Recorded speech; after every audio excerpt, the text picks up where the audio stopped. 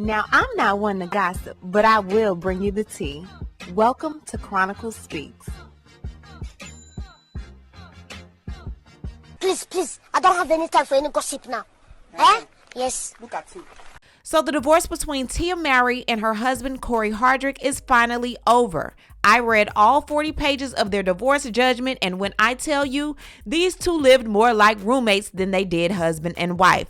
No bank accounts together, no businesses developed together. There were no real estate purchases made together. They seemed like they never really joined forces to create anything together but the children. And for those of you that think the prenuptial agreement is what saved her, it wasn't. The courts actually extinguished it, and this judgment that was created superseded the prenuptial agreement. This is actually one of the most amicable divorces that I've seen in Hollywood thus far. We are going to get into that and so much more, but before we do, please be sure to subscribe to this channel and hit the bell for notifications so you don't miss out on any news regarding this tea and so much more. Now let's get back into it. So Tia Mowry and Cory-Hardrict were married on April 20th, 2008, and they had 2 beautiful children. Things seemed to be working pretty well for the couple. Well, that was up until October 3rd, 2022, when Tia petitioned the court for a divorce, claiming irreconcilable differences. Now, at that time, Tia took to her Instagram page and posted a picture of her and Cory, and she said this: "I have always been honest with my fans, and today is no different. I wanted to share that Cory and I have decided to go our separate ways. These decisions are never easy and not without sadness. We will maintain a friendship as we co-parent our beautiful children. I am grateful for all the happy times we had together and want to thank my friends, family, and fans for your love and support as we start this new chapter moving forward in our lives." Now, in Tia's divorce petition, she wanted to share custody of the children with Cory, and she did not feel that either of them should have to pay spousal support or child support. Well, Cory responded to her petition 2 months after she filed, and he denied the reason for divorce being irreconcilable differences.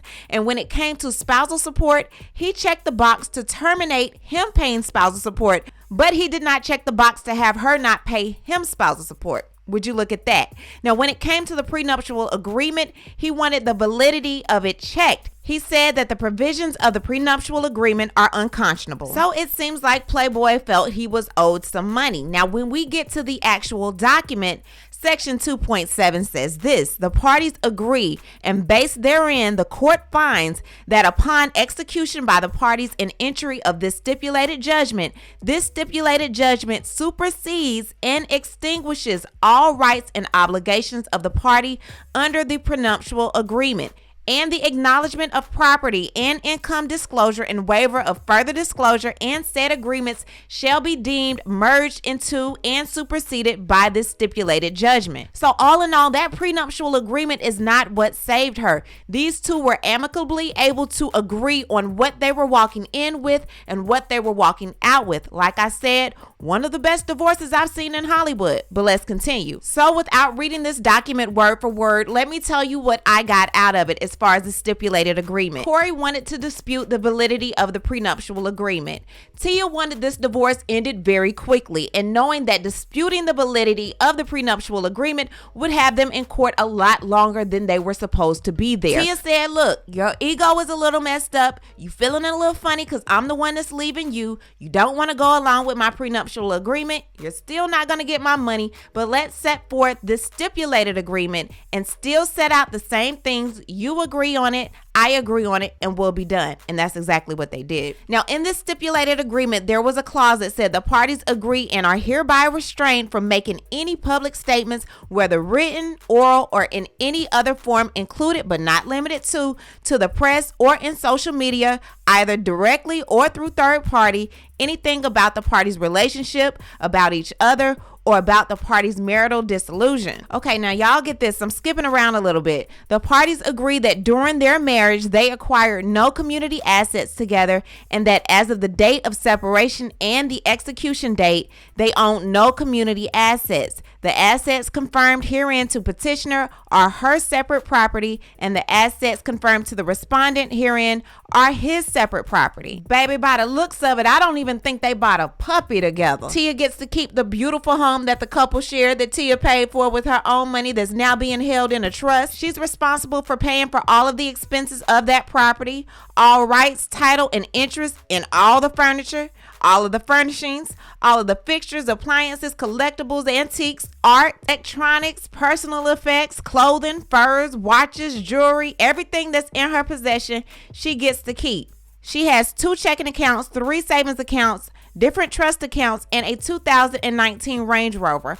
All of that belongs to her. Child, it got so petty it said all of the airline miles, reward points, and all other credit card points on credit cards in petitioner's name and on credit cards in the names of entities owned by petitioner are all of hers. But I guess when you're dealing with the man that's trying to get spousal support from you, when you're trying to let him go peacefully, things like this probably do come up. Now, Cory gets to keep all of his personal effects, clothing, accessory, artwork, handbags, furs, watches, and jewelry. Everything in his possession he gets to keep. He gets to keep his SAG producer pension plan as well as a Range Rover. He also has 4 checking accounts and 1 savings account, but I guarantee you Tia ain't worried about that. Now, they're saying that their oldest child, Cree, is currently in a private school that costs $52,000 a year, and Cory does have to pay 100% of that private school fee. The daughter is currently in preschool, but when she starts kindergarten, Tia will be paying her private school fee. Now, their son, Cree, is also in AAU boys basketball, which costs between $25,000 to $30,000 a year, and that is also a fee that Cory will have to pay as well. Once their daughter begins extracurricular activities, Tia has agreed to take on those fees. So they're doing everything pretty much half and half. So let's get to the new romantic partners clause. It says, absent agreement to the contrary, each party is restrained from introducing the minor children to a new romantic partner until that party has been in an exclusive relationship with the romantic partner for at least 6 months.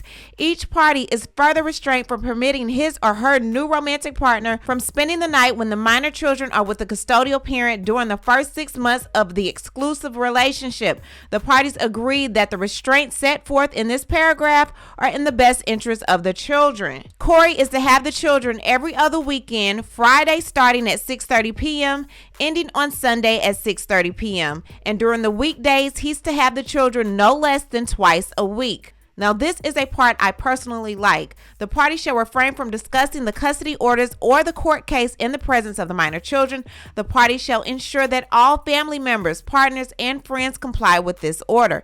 Neither party shall speak in a negative, disrespectful, or derogatory manner to or about the other party in the minor children's presence or within hearing distance of the minor children. The party shall ensure that all family members, partners, and friends comply with this order. The party shall not interrogate the minor children by asking any questions about the other party or the other party's household. The party shall ensure that all family members, partners, and friends comply with this order. Both parties jointly waive the right to spousal support. Both parties said that if I die or if you die, I can't come back and get any of your money, property, or anything else. Lastly, they have both agreed to respectfully pay for their own court fees. All of their attorney fees, they have to pay that out of their own pocket. All in all, I'm pretty happy with the way these two are handling things, because things could have gotten ugly with the way Cory was wanting to contest the prenuptial agreement. But it looks like they were able to come to a happy medium, and I'm happy for them. To me, it just seems like things just weren't cohesive between the two. There was a major disconnect. Looking at them and even looking at these documents, I never got team. I got roommates that ended up falling in love, but one seemed to like the other more than the other liked the other one. And what you're going to do is you pay your half of the bills and I pay my half of the bills. We come home, kiss each other real quick, and go to sleep. I'll see you in the morning. Let's just be happy that they got out when they did. And for the sake of the kids, they're making the co-parenting thing work. What I need to do is hear from you. What do you think about everything going on with Cory and Tia and this whole divorce finally coming to an end? Leave a comment, and you know how we do. We'll talk about it down below. Talk to you guys later. Bye. As always, thanks for watching. Don't forget to hit that subscribe button, hit that like button, and hit that bell so you don't miss any of my new episodes.